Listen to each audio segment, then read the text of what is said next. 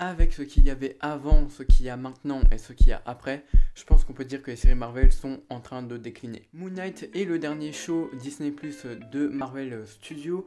Il est diffusé donc sur Disney Plus et donc c'est une série, on va dire, de 6 épisodes qui a attisé la curiosité des fans puisque c'est la première fois qu'un nouveau personnage est introduit au travers d'une série Marvel.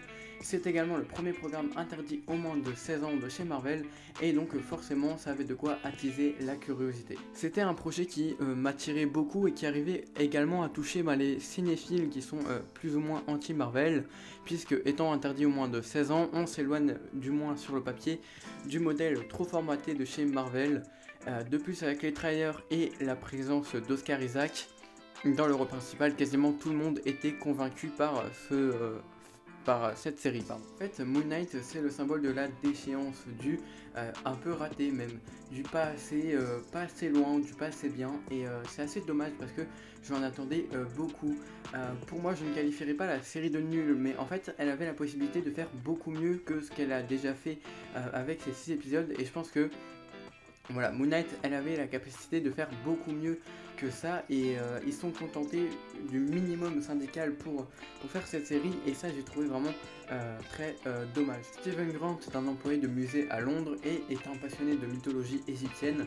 Un jour il va se rendre compte qu'il est atteint d'un trouble dissociatif de l'identité et que son double est un mercenaire sous les ordres du dieu égyptien Khonshu.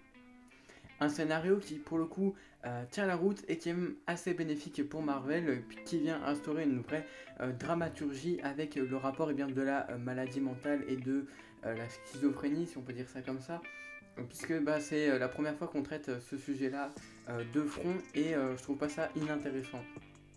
Et comment dire ça, ouais, c'est quand même bien de la part de Marvel d'avoir fait un personnage aussi complexe que celui-ci à travers sa maladie, à travers toutes ses personnalités. Enfin, il en a que deux, mais c'est un peu plus complexe que ça. Et en fait, j'ai kiffé que Marvel fasse ça. Et c'est un pari assez osé et réussi dans le sens où c'est quand même bien que Steven ait deux personnalités. Donc on a Steven et qu'on ait Mark. Mark, c'est donc un mercenaire en gros, et Steven, c'est tout l'inverse, hein, c'est un employé de musée, un petit peu nerd, un petit peu geek, un petit peu, ouais, je dirais pas l'intello de base en fait, c'est l'intello de service, et clairement, il y a certaines choses qui sont assez réussies en fait. C'est là aussi où Oscar Isaac est très bon, mais ça j'en reviendrai. C'est qu'il est capable d'interpréter les deux personnages à sa manière et il le fait très bien. Et puis ce qu'il y a de cool aussi dans Moon Knight, c'est que tout l'aspect mythologique de la série, la mythologie égyptienne, donc c'est pas vraiment la plus connue et je trouve ça bien de l'exploiter dans une série Marvel, surtout avec on va dire un personnage aussi complexe que celui-là, qui est déjà assez tourmenté par la maladie mentale. Je pense que déjà faire toute une série sur la maladie mentale, ça aurait pu être cool, mais quand en plus tu vas rajouter ce côté mythologique, je trouve que ça fonctionne pas trop mal. Alors j'ai certains points par rapport à ça qui me dérangent un petit peu, mais en soi c'est pas horrible non plus, hein. Ce qu'a fait Marvel avec la mythologie, elle est très présente et c'est, on va dire, ce sur quoi va tourner toute l'intrigue du film. La mythologie égyptienne, c'est le gros point fort de la série. En fait, on va y avoir droit presque tout le temps et en fait, c'est ce qui fait que le méchant est méchant. Enfin, tout tourne dans Moon Knight autour de la mythologie égyptienne. On va passer beaucoup de temps en Égypte dans la série pour venir voir quasiment des tombeaux, des pyramides, mais aussi des monstres, des dieux. Enfin, on va tout voir par rapport à cette mythologie égyptienne. Et là, ce qui est intéressant de voir, c'est des nouveaux dieux, hein. On connaît les mythologies nordiques à travers Thor dans le MCU, on connaît plus ou moins les mythologies chinoises, on va connaître les mythologies grecques dans le prochain film Thor Love and Thunder, parce que ça a été teasé dans le premier trailer du film qu'on a eu. Il y aura bien les dieux grecs, je vous mettrai une image si je la trouve, mais voilà. Dans Thor Love and Thunder, on va probablement revoir ces dieux égyptiens, je pense, parce qu'il y a toute une partie avec plusieurs dieux, mais je m'écarte un peu. Pour revenir sur ces dieux-là, ils nous sont présentés sous forme animale, un petit peu comme ils le font comme ils le font dans la vraie mythologie, quoi, comme quand on va aux pyramides ou quoi, y a des dieux serpents, il y a des dieux crocodiles, il y a des dieux hippopotames, il y a des dieux chats, enfin voilà, c'est sous forme animale et c'est comme ça qu'on va les retrouver. Euh, Enfin voilà, même si en termes de caractérisation, de modélisation 3D, les personnages ils sont pas exceptionnels, je parle du moins des dieux, c'est vrai que c'est pas exceptionnel, mais on en reparlera des FX et des effets spéciaux parce que c'est un point important de la série, mais quand même il faut dire que c'est quand même cool d'avoir introduit des nouveaux dieux. Maintenant, je ne sais pas comment on les reverra dans le MCU, si on les reverra, parce que pour l'instant, il n'y a pas de saison 2 pour la série Moon Knight. Et ça, je trouve ça assez bizarre, mais j'en reparlerai peut-être plus tard. L'un des problèmes de cette série, en fait, c'est qu'elle porte le nom de Moon Knight, soit donc d'un nouveau super-héros Marvel, mais en fait, celui-ci, il est que très peu présent. En fait, Moon Knight, donc en tant que tel, en tant que super-héros avec un costume, on n'y a pas le droit très souvent. En fait, on a plus le droit à Mark et à Steven, qui sont les deux personnalités de Steven et qui sont donc les plus importants. Mais concrètement, le super-héros en tant que tel, en costume, on doit le voir maximum 15 minutes dans toute la série. Et ça, je trouve ça assez étrange, sachant que voilà, c'est pas vraiment à son avantage. Moi, j'aurais quand même voulu voir plus de Moon Knight parce que vraiment en costume, on l'a vu que très peu de temps dans la série. C'est ridicule, je dirais max 20 minutes, mais je suis même pas sûr qu'il ait plus de 20 minutes en costume. C'est quand même cool de se porter sur les deux personnalités, mais si on pouvait voir un peu plus le super-héros en costume, ça serait cool. Et en fait, voilà, on se base sur les autres personnalités, mais on voit qu'on est là quand même pour voir un film de super-héros. Et puis on nous le présentait comme le personnage le plus sombre du MCU, le personnage le plus violent, et aussi le show le plus violent, étant donné qu'il était interdit aux moins de 16 ans. Et pas vraiment, hein. Pour moi, Moon Knight c'est un programme aussi marvelisé que les autres. En effet, même si ça reste quand même plus sérieux que la norme, c'est quand même pas très, on va dire, très violent, voire pas du tout violent. Et même si c'est plus sérieux, ça fait pas de lui un personnage plus sombre, hein. Le personnage de Wanda, par exemple, pour faire le parallèle avec Doctor Strange 2, est beaucoup plus sombre que Moon Knight. Et voilà, enfin voilà, c'était plus, je pense, au moins de 16 ans, un argument de vente pour la série parce que c'est pas si sombre que ça. D'ailleurs, c'était censé être la base de cette série interdite au moins de 16 ans. Mais on s'attendait quand même à quelque chose de dark, sanglant et violent. Et en fait j'ai trouvé que c'était pas du tout le cas. En fait j'ai pas vu la violence.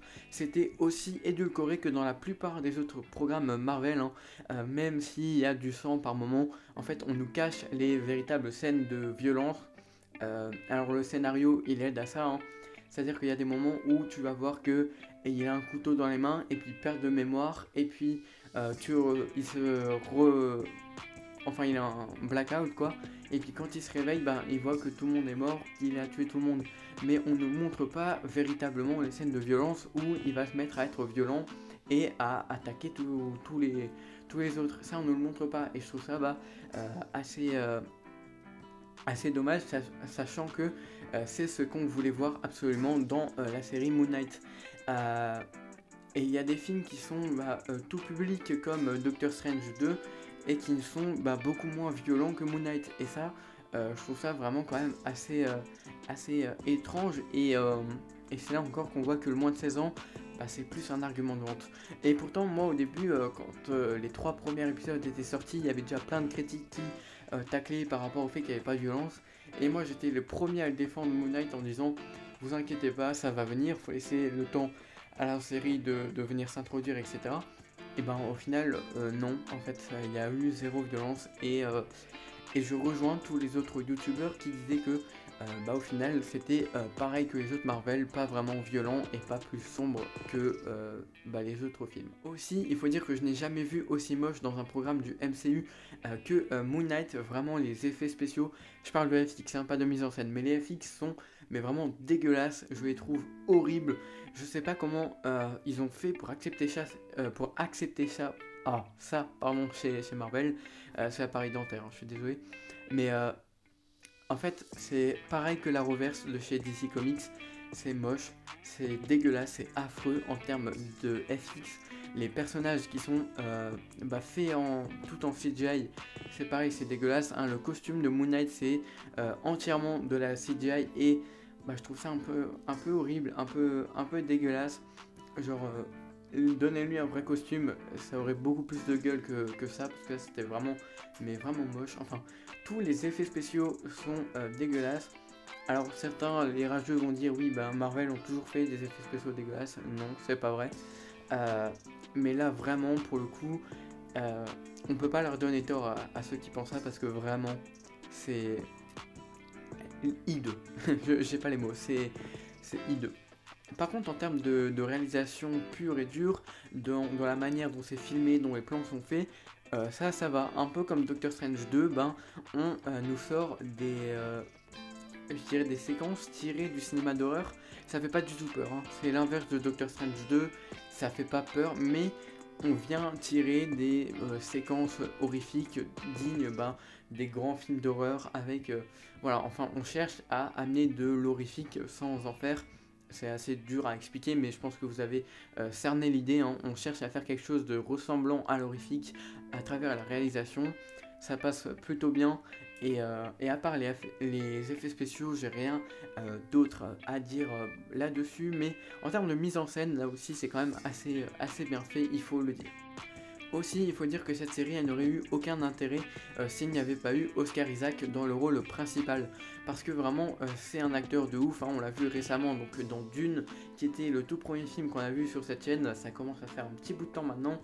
Mais Oscar Isaac, c'est un acteur qui est incroyable. Il a un jeu d'acteur et une prestance de fou furieux. Enfin voilà, j'ai vraiment surkiffé son film en fait, parce que vraiment, Oscar Isaac, il est incroyable dans chaque rôle qu'il fait, et surtout dans Moon Knight où il joue deux personnages totalement différents, Steven et Mark, hein, qui sont dans le même corps mais qui ont, vous l'aurez compris, ce problème de personnalité qui est différent. Et en fait, Oscar Isaac, ça passe super bien, c'est un acteur de ouf, et même dans Moon Knight, genre, j'arrêterai pas de vanter ses mérites, mais il est beaucoup trop chaud, et franchement, qu'on lui donne un Oscar, sans mauvais jeu de mots, mais il est incroyable, il est super fort. Par contre, pour le reste du casting, je suis un peu mitigé. Par exemple, sur Ethan Hawke, qui est donc le méchant principal de Moon Knight, ils ont un grand acteur de ouf qui lui aussi est hyper talentueux. C'est un hyper grand acteur, il est super fort. Ils en font pas grand chose en fait. Ils font juste le méchant de Moon Knight principal, mais ils en font pas quelque chose de véritablement oufissime en termes de jeu d'acteur. Il est là pour être là, mais voilà, j'ai eu du mal à avoir une performance à travers Moon Knight pour Ethan Hawke. Pareil pour tout le reste du casting, je trouve que ça sous-joue un petit peu. Je sais pas si ça se dit, mais en tout cas vous l'aurez compris, c'est pas ce qui m'a fait le plus kiffer dans Moon Knight en termes de jeu d'acteur, mis à part Oscar Isaac. Le reste, c'est assez commun. Et ensuite, comment parler de Moon Knight sans faire convenablement ses adieux à Gaspard Ulliel, dont c'était le dernier rôle. On l'a vu donc dans l'épisode 3 de la série. C'est un immense acteur, d'autant plus qu'il est français. J'ai pas eu l'occasion de lui dire au revoir sur cette chaîne YouTube, et du coup je pense que c'est le moment opportun pour le faire. On n'a pas revenu sur la cérémonie des Césars et de l'hommage de Xavier Dolan qui était hyper touchant pour Gaspard Ulliel. Enfin voilà. C'est un acteur formidable. On a vraiment perdu une icône du cinéma français, et malheureusement on ne le reverra pas. Petite pensée à ses proches et à lui également. Pour finir, je pense avoir dit ce que je pensais sur Moon Knight, qui est certainement la série Marvel que j'ai le moins appréciée. En même temps, quand on voit la qualité des autres shows comme WandaVision, comme Falcon and the Winter Soldier, comme Loki, c'est difficile maintenant d'arriver au même niveau que les anciens shows. Et comme je l'ai dit en tout début de vidéo, je trouve qu'en ce moment on est un petit peu en déclin par rapport à la qualité des séries Marvel. Et je pense qu'au vu de ce qui y arrive dans le futur, je pense qu'on n'est pas en vue de s'améliorer. Moi par exemple, pour revenir sur Miss Marvel, c'est pas du tout ce qui m'intéresse le plus. Je suis pas du tout fan du trailer. et on va dire tous les autres projets de séries qui arrivent ne me hype pas trop pour le moment, mais à voir. En tout cas, c'est tout ce que j'avais à dire sur Moon Knight. J'espère que la vidéo vous aura plu. Si c'est le cas, n'hésitez pas à vous abonner, à mettre un petit pouce bleu et à la partager. N'hésitez pas aussi à me dire en commentaire ce que vous avez pensé de la série et de la vidéo. Sur ce, on se dit à très bientôt pour une nouvelle critique.